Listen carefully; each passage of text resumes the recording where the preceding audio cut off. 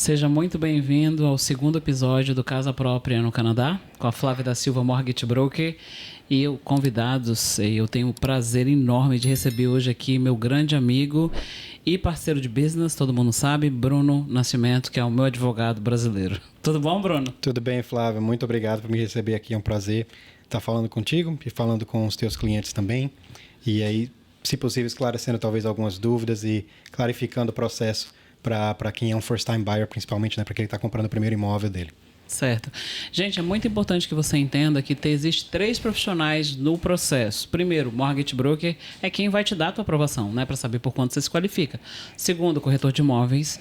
E terceiro, advogado. O advogado ele é imprescindível para o fechamento do negócio da casa própria aqui no Canadá.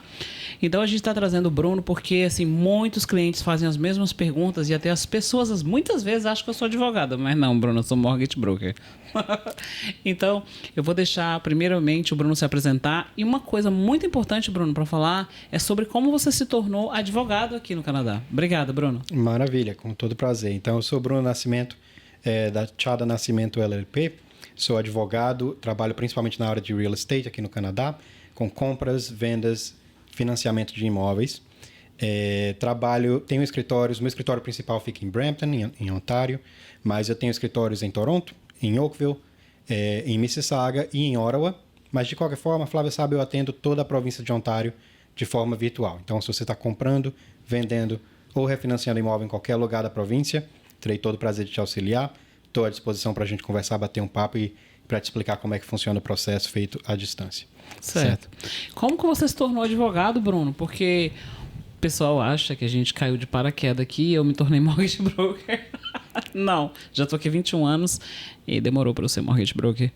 E por isso que eu quero que o Bruno fale um pouquinho da profissão, porque tem gente às vezes que está nesse caminho ou está se tornando residente, talvez era advogado no Brasil e gostaria de ser advogado aqui. Você pode falar um pouquinho, Bruno? Obrigada. Posso sim. Então, na verdade, o número de advogados brasileiros, né, tem até aumentado recentemente, mas quando eu vim para o Canadá, eram muito pouquíssimos advogados, na verdade, brasileiros. Aqui a informação era mais escassa, era mais difícil de conseguir.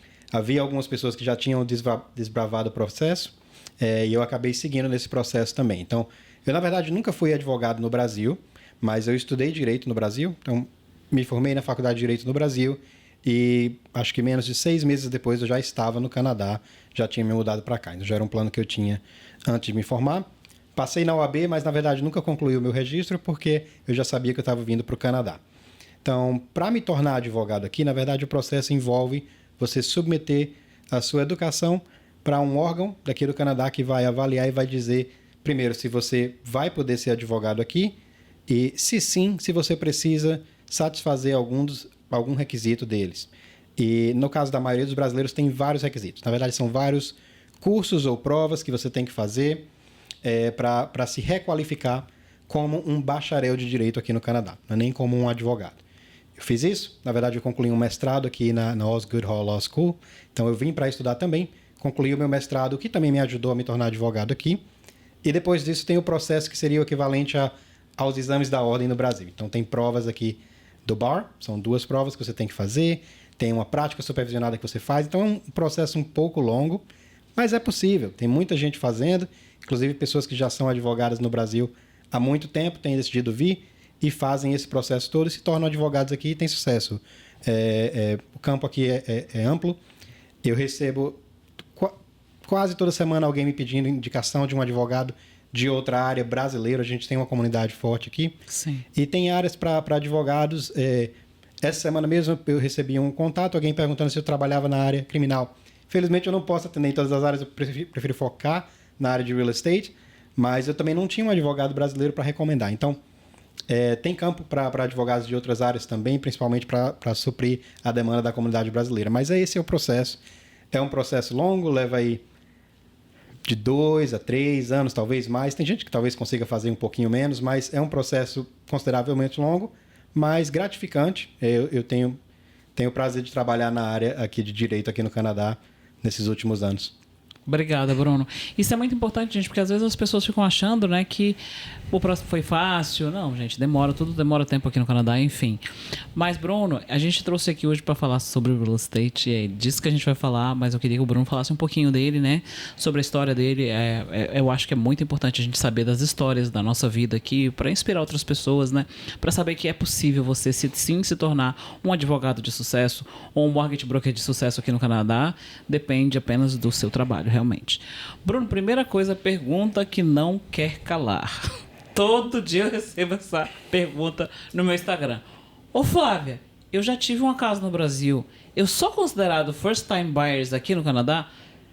Essa pergunta tá com o Bruno. Vai, Bruno, responde aí, por favor. Então, não é só você que recebe essa pergunta, porque eu recebo quase que todo dia. Essa semana mesmo eu respondi a um cliente e assim, é a realidade de muitos brasileiros. É comum você imigrar quando você já estabeleceu uma vida profissional no teu país de origem, talvez você já tenha um imóvel, você vende até parte das economias que você tem para vir como imigrante para o Canadá.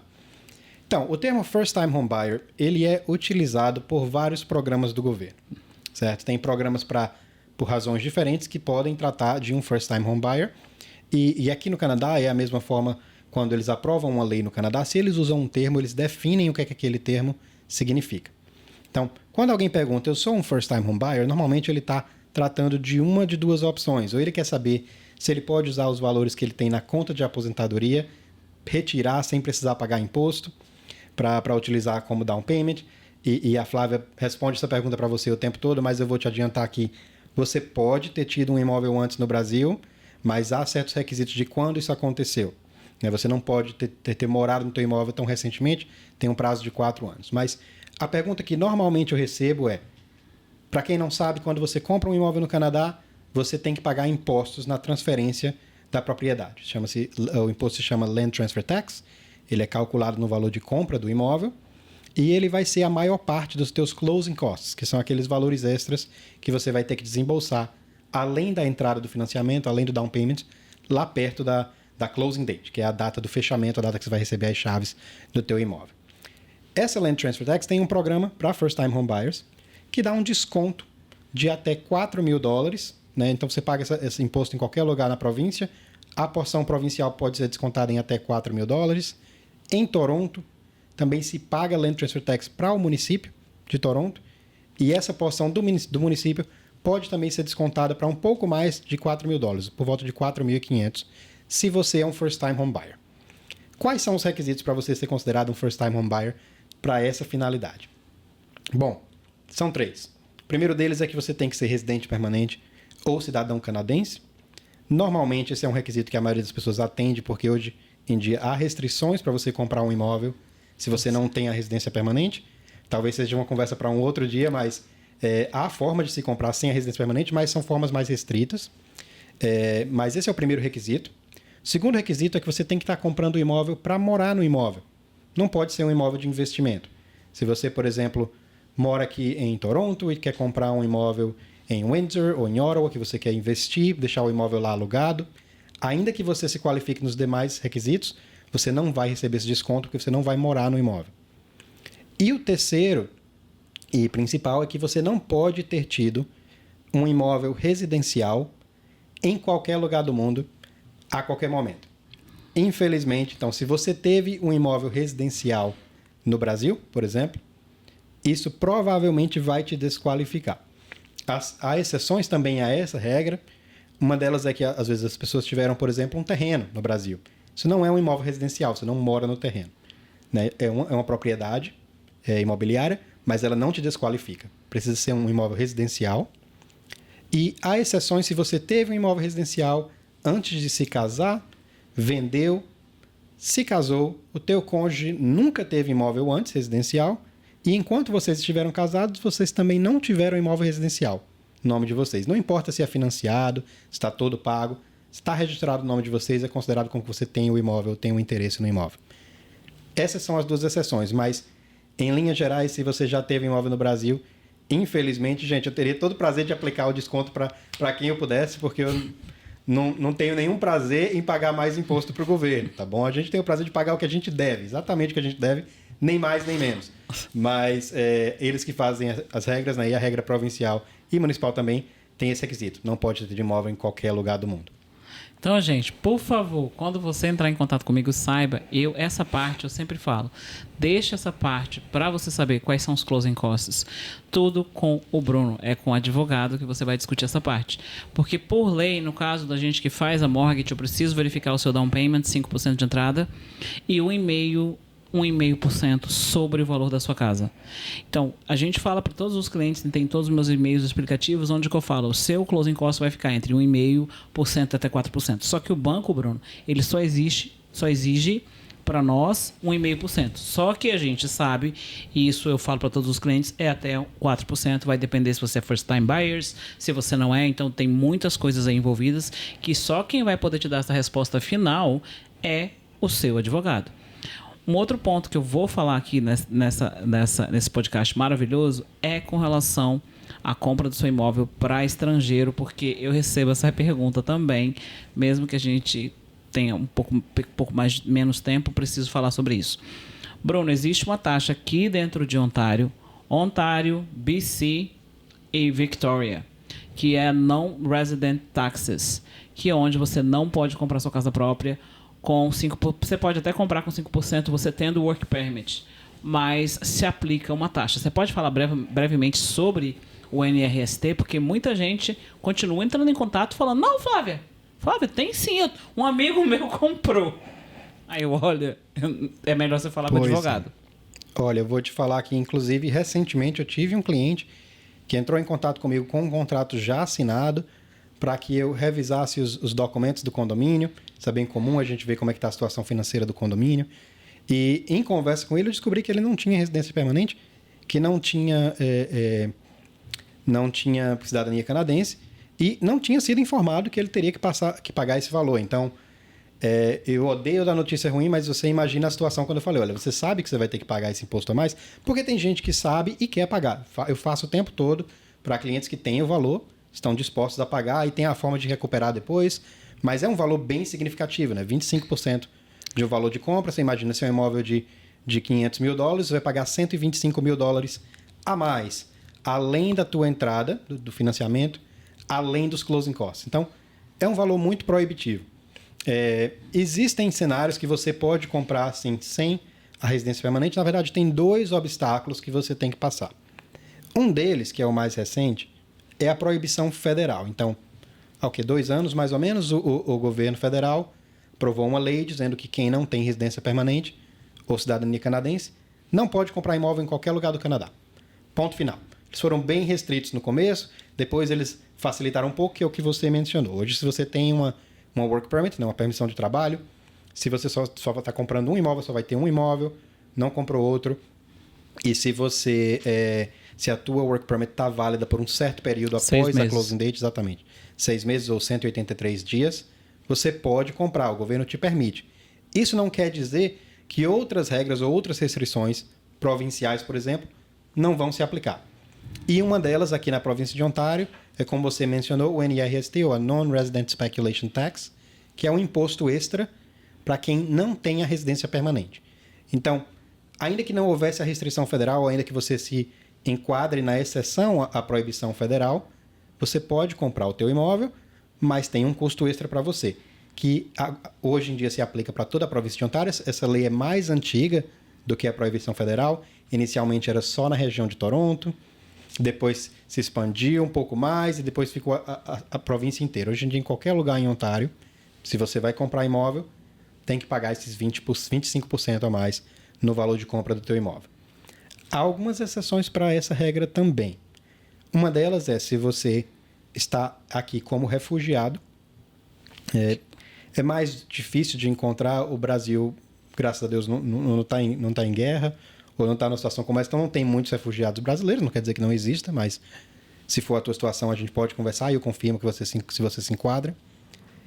A outra é se você é casado com uma pessoa que é cidadã canadense, ou residente permanente, ou refugiado, ou nominee, que eu vou explicar daqui a pouco. Sim, por favor. E vocês dois vão estar no título do imóvel, estão comprando imóvel para morar. Tem outras restrições, mas a principal é essa. Ou no terceiro caso, que é esse que é mais comum de a gente encontrar brasileiros que se enquadrem, se você é um nominee. Nominee é uma pessoa que tem o que a gente chama em português de nomeação provincial de Ontário. Então, aqui no Canadá tem processos de imigração federais e há também processos de imigração provinciais. Alguns dos processos aqui em Ontário, quando você conclui, eles te dão um certificado, chama-se Nominee Certificate, ou uma nomeação provincial que você usa para pontos extras no teu processo federal ou para conseguir completar a imigração. Isso não te torna um residente permanente ainda, mas isso te permite comprar sem pagar os 25%. Então, esse é o mais comum, né? Ou é uma pessoa que está casada com alguém que é canadense ou que é residente permanente, ou é uma pessoa que tem a nomeação provincial. E Common Law também se aplica? Se aplica em termos específicos. Common Law é outro termo como o do First Time Home Buyer. Então, a legislação define o que é um Common Law para essa finalidade. Então, tem um tempo que as pessoas precisam estar juntas, ou elas precisam ter tido um filho juntos. Então, tem algumas restrições. Nem todo mundo fala, sou Common Law. Mas esse termo é usado bem loosely, como a gente fala, não é bem... a lato sensu, as pessoas falam isso, mas não necessariamente elas se enquadram na definição de Common Law de Common Law Spouses para essa lei. Exatamente. O que eu vejo, Bruno, é muita gente, mas muita gente mesmo, falando que pode comprar com Work Permit dentro da província do Ontário. Por isso que eu trouxe esse assunto. É um assunto polêmico, porque a gente fala que não pode, tem não sei quem fala que pode, e aqui são os profissionais qualificados para dizer que não pode. Tá? E dentro do Ontário se aplica isso. Dentro do Ontário, BC e Victoria. As demais províncias, como eu trabalho no Canadá completo, outras províncias não serão afetadas por essa lei. Mas Ontário, BC e Victoria, sim.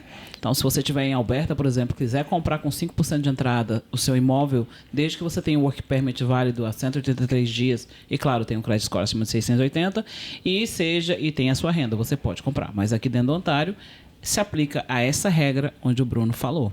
E o que eu acho que aconteceu, Flávio, é que esse imposto extra já existia há muito tempo. Desde 2017. Pois é, desde 2017 já existia esse imposto extra. Quando o governo federal proibiu, as pessoas pensaram, não importa nem o imposto extra, porque agora ninguém mais pode comprar. E aí esqueceram desse imposto. E uma vez que o governo federal afrouxou um pouco as restrições na proibição federal, as pessoas disseram, maravilha, agora eu consigo comprar o imóvel sem a minha residência permanente, mas esqueceram daquela regra que nunca deixou de valer, sempre esteve valendo dessa lei provincial. Inclusive, eles aumentaram, acho que foi em 2023, 2023, final ou 2022. Antes era 20%, agora ele aumentou para... Primeiro era 15% em 2017, depois aumentou para 20% e agora aumentou para 25%. Então, se você tem aí dinheiro sobrando na sua conta e queira comprar aqui, claro, você pode comprar, só que se prepara porque o valor é alto. E outra, Bruno, que no passado o governo devolvia o dinheiro. E agora? O governo devolve? Eles devolvem em menos casos. Antigamente tinha mais possibilidade de você conseguir. Então tinha casos de você conseguir até sem conseguir a residência permanente. Hoje em dia o principal é você tem que conseguir a tua residência permanente dentro de um certo prazo. Tem um processo, tem uma aplicação que eu já fiz algumas vezes para alguns clientes, que a gente faz e requer que vocês, desde a compra do imóvel, quando é o caso do cliente, o cliente está disposto a pagar e fala, Bruno, eu sei que a minha residência permanente vai sair com um certo tempo depois, tem como a gente aplicar para reaver? Tem. E aí eu vou instruir o cliente o que é que ele precisa fazer, porque vai ter documentos que eles vão precisar guardar mês a mês até sair a residência permanente. Se não, se for um ano depois, eles recebem a residência permanente e não tem esses documentos, é um desespero para correr atrás de encontrar documento antigo, comprovantes de residência e outras coisas, para todos os meses. Então, quando o cliente está comprando comigo e está pagando esse imposto, eu já instruo o cliente e falo, todo mês você vai criar uma pastinha no teu computador. Todo mês você vai salvar X, Y e Z nessa pastinha para todo mês. Põe um lembrete no teu calendário, todo mês te lembrar de fazer isso, para que quando a tua residência permanente saia, teu processo já esteja praticamente pronto. Você vai me enviar tudo aquilo e a gente vai aplicar e não vou precisar de mais nada. Então é bem mais simples dessa forma. Existe uma forma, eu já adianto que é um processo lento. O último que eu fiz, depois que a gente submeteu a aplicação, o processo levou 11 meses para ser completo, mas foi completo e o cliente recebeu o imposto de volta.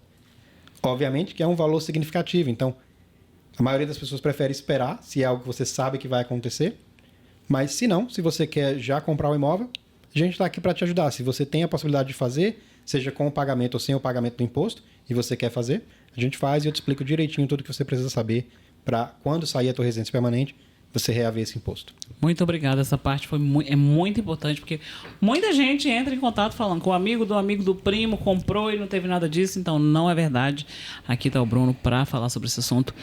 Bruno, um ponto muito importante que eu quero trazer aqui é com relação ao pessoal que acha que taxa de juros é a mais importante do processo. E o Bruno, como advogado, vai te falar que às vezes o banco nega, não é, Bruno? No último minuto o financiamento por coisas que ele descobriu durante o processo. Então, às vezes você está aí querendo buscar a melhor taxa de juros e às vezes você não entendeu como funciona o processo. O Bruno recebe a documentação de aprovação, tudo certinho, mas quando chega no dia, o banco pode negar o financiamento, Bruno? Pois é, pode sim. Eu infelizmente, já tive contato com alguns casos e assim, eu não participo da parte da aprovação da mortgage. Isso é tudo feito por você, Flávia. Mas, infelizmente, às vezes eu recebo um cliente, eu até prefiro trabalhar com clientes que vêm de uma fonte conhecida, como os clientes da Flávia que estão trabalhando comigo, porque eu posso entrar em contato com a Flávia e a gente conversa. Eu estou disponível tanto para os meus clientes, sou acessível, tanto para os clientes quanto para o time que está trabalhando naquele processo.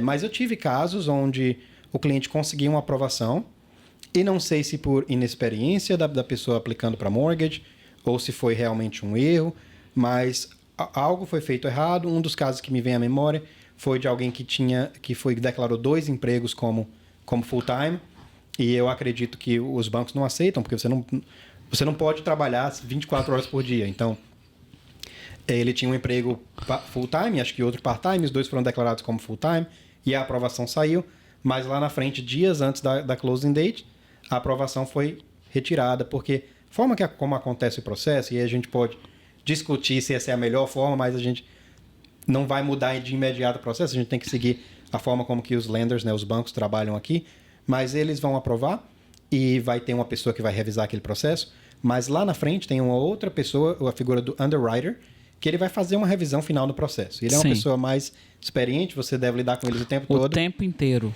Pois é. Então, esse underwriter, se ele não estiver satisfeito com aquela aprovação que foi dada no começo, ele pode negar a aprovação. Se ele descobrir alguma coisa que está errada naquela aplicação, ele pode negar. E se você der uma olhada no teu contrato com a mortgage, vai ter um lugarzinho lá que vai falar: o lender tem o direito de retirar essa aprovação se ele descobrir qualquer incoerência. Então, é importante que a tua aprovação seja feita por uma pessoa de confiança, uma pessoa que entende o que está fazendo e que vai saber que quando esse processo for revisado, lá na frente, quando já não dá mais tempo de mudar nada, nada vai dar errado, porque essa pessoa já trabalhou por muito tempo nesse processo e sabe o que é que o underwriter vai estar procurando e sabe o que é que vai passar e o que é que não vai passar nessa aplicação. Eu gosto de falar isso porque muitas pessoas, muita da nossa comunidade, dá tudo certo você procurar a melhor taxa, mas você tem que entender que você precisa estar aprovado. Quando você está entrando em contato com o meu escritório, que a gente fala de fato que você foi aprovado, que você está broker complete e que sua aprovação foi finalizada, o advogado vai receber as instruções e vai fechar a mortgage, vai receber tudo. Até chegar ao broker complete, tem que ter risco de você, às vezes, não conseguir o financiamento. E eu falo que são 23 steps exatamente por isso. E por isso que eu bato nessa tecla que procurar a taxa de juros é importante, mas ela não é tudo, que o processo tem que ser finalizado. Porque tenho visto, Bruno, na semana passada eu recebi um cliente que ligou no dia desesperado dizendo que estava perdendo depósito, porque tinha ido num banco digital. E a gente tem uma particularidade muito boa, assim, dos brasileiros, nós, enfim, a gente traz muito down payment do Brasil. E os canadenses, eles não sabem o down payment é entrada, tá, gente? O pessoal traz de lá do Brasil para o Canadá e você tem que mostrar de onde que veio o dinheiro, e os canadenses não sabem lidar com os extratos bancários do Brasil. E o cliente perdeu o financiamento e ele pode sim ser processado, além de perder o depósito, e o cliente perdeu porque as pessoas que estavam fazendo a mortgage não compreenderam como é que funcionava os trâmites lá do Brasil, com TransferWise, com tudo, e chegou na hora, o financiamento foi negado. Então, assim, você tem que ter certeza que a sua mortgage vai ser finalizada completa, que você vai conseguir o seu financiamento. E assim, a gente trabalha, tanto eu quanto o Bruno, a gente faz aqui parte de uma equipe completa de brasileiros, onde que a gente vai te ajudar em todo o processo. E é muito importante ter tudo isso alinhado, porque quando o processo ele é tão burocrático e tão extenso, quando a gente vai fazer a aplicação, a gente tira todas as condições do financiamento, quando o Bruno recebe, já foi tudo ali praticamente finalizado. E também tem uma parte que o advogado... Fala um pouquinho sobre isso, Bruno. A parte do cliente com o advogado. Você me entregou todos os documentos, porém, você também vai ter que dar outra documentação pro advogado. Pode falar um pouco sobre isso, Bruno? Posso sim. Então, na verdade, sempre que eu converso com um cliente pela primeira vez, principalmente se é um cliente que está comprando um imóvel aqui no Canadá pela primeira vez, eu gosto de explicar o que é que vai acontecer, em vias práticas, qual vai ser a participação daquele cliente no processo, uma vez que a tua aprovação já saiu com a Flávia, você já comprou o teu imóvel, já assinou o contrato, né, de compra, o processo não acabou. O processo acaba quando o título está transferido para o teu nome.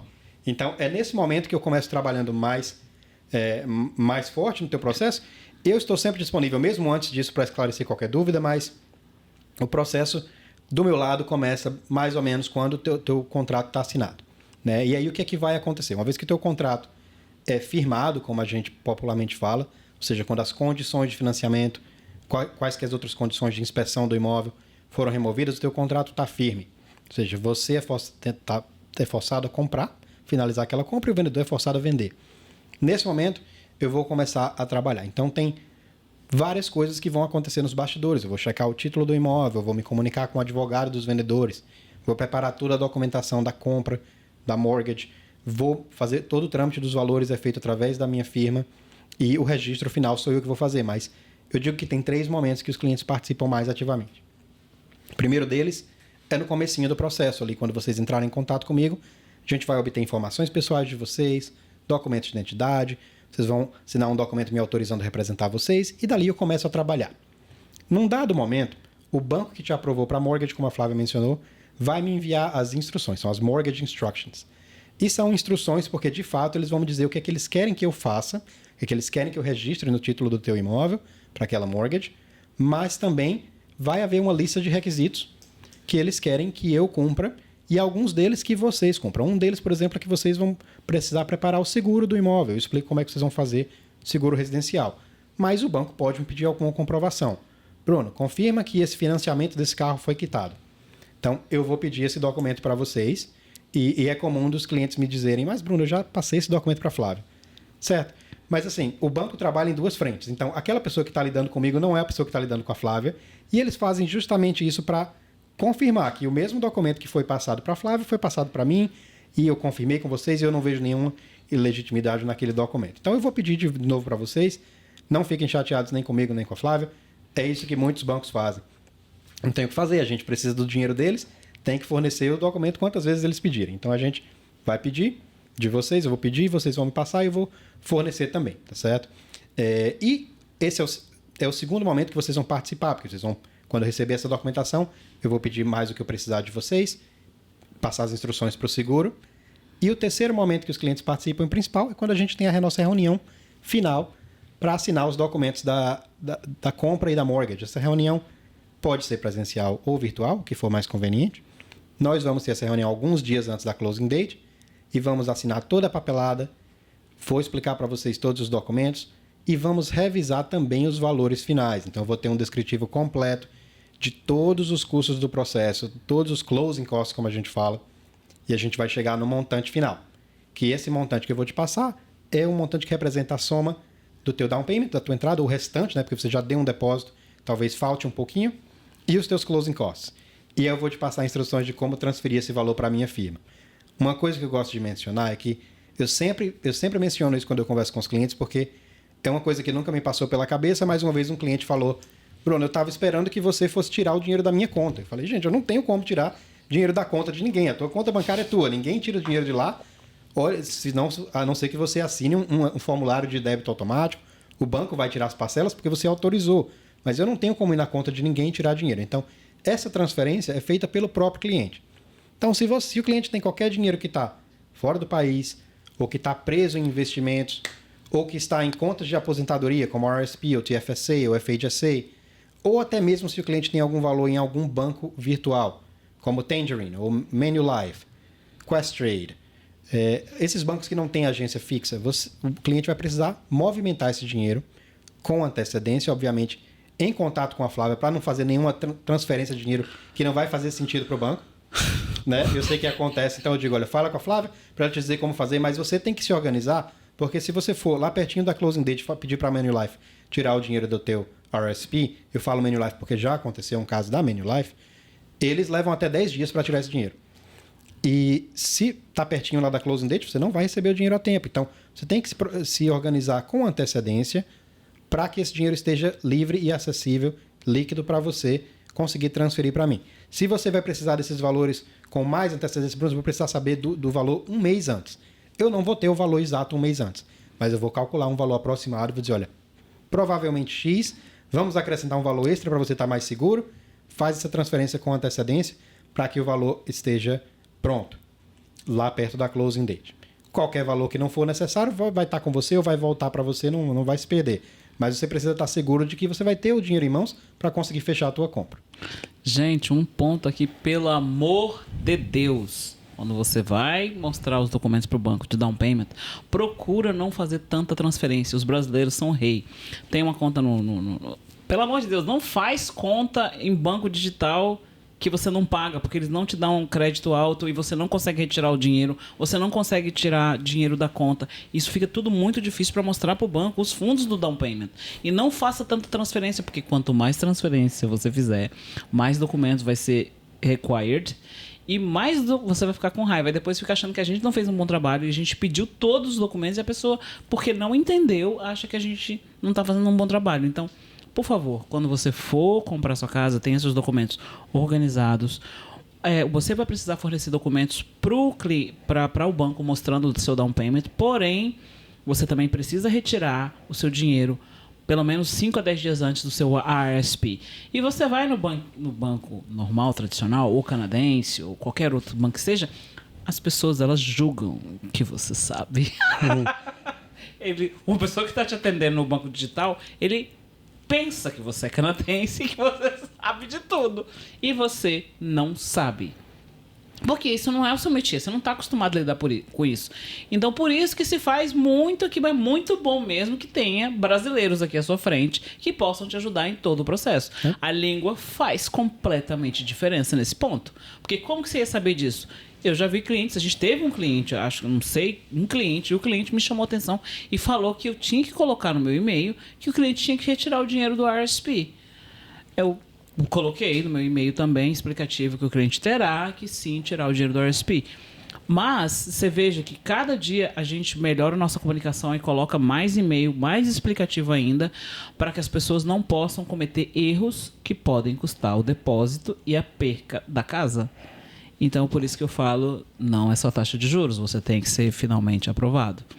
Bruno, um ponto também que eu gostaria de falar é que muita gente me pergunta qual é o valor do advogado. Gente, isso tem que estar incluído no valor do closing costs. E tem gente até que pergunta se eu pago o advogado. Pelo amor de Deus, né, gente? Vamos combinar? Não. Óbvio que não. Isso daí é parte dos seus closing costs. Tá? Então, Bruno, fala um pouco aí de valores mais ou menos aí, quanto que seria para o seu... Isso, seus custos. Então, o custo do advogado é um custo que ambas as partes têm. O vendedor vai ter o advogado dele, vai pagar pelo advogado dele.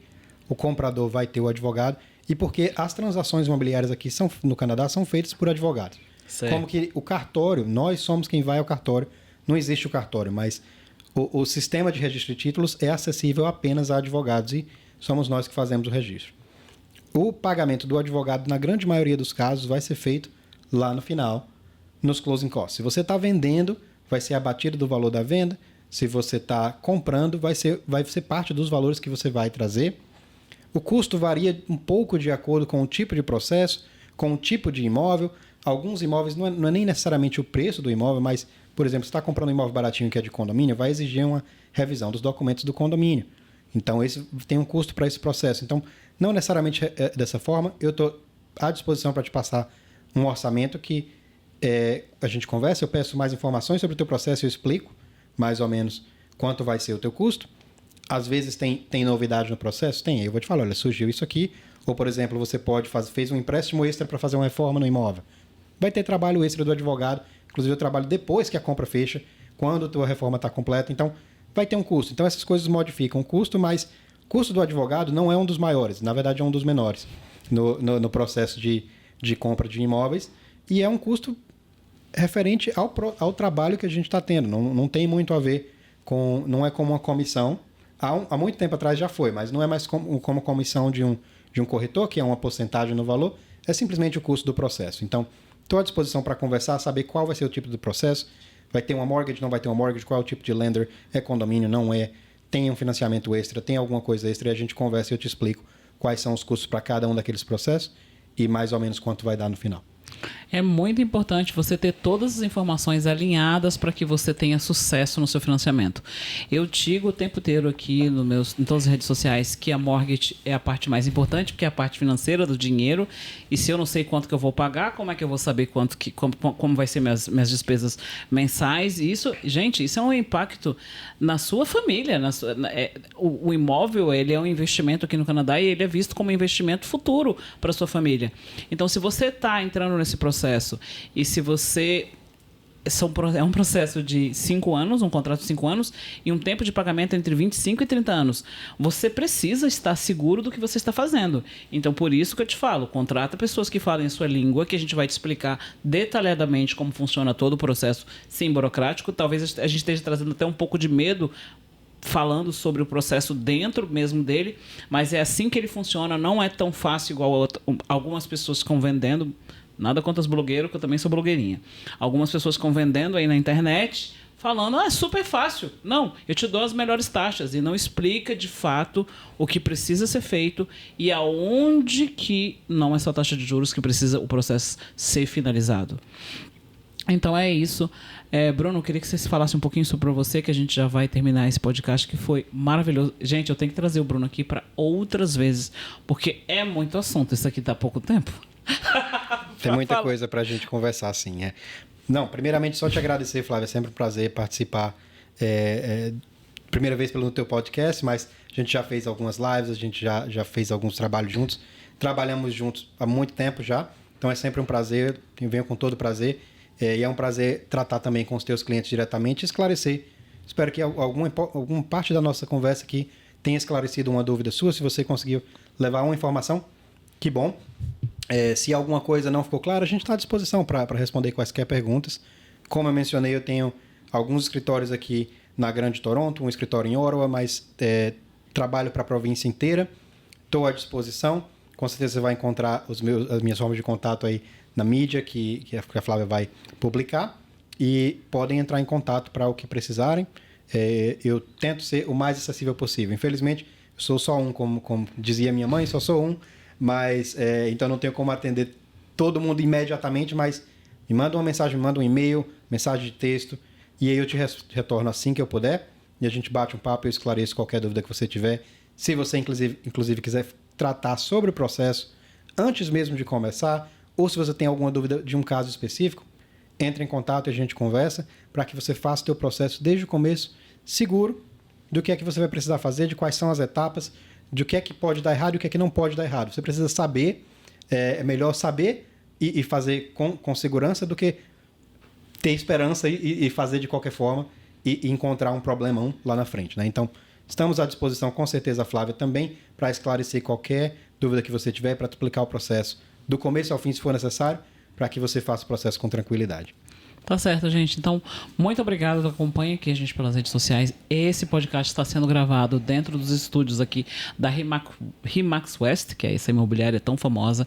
Eu faço parte aqui da equipe da Remax e é um prazer aqui trabalhar com eles. Faço parte da maior companhia de mortgage do país, Dominion Lending, junto com a Lending Logic Financing. Então, assim, a blogueirinha das mortgages, a Flávia da Silva, com muito prazer, trabalho com mortgages há mais de 16 anos e é um prazer muito grande dividir aqui todas as informações com vocês. Que vocês sejam clientes bem informados, que isso é muito importante para que você consiga realizar os seus sonhos aqui no Canadá, tá bom? Muito obrigada e até a próxima. Tchau.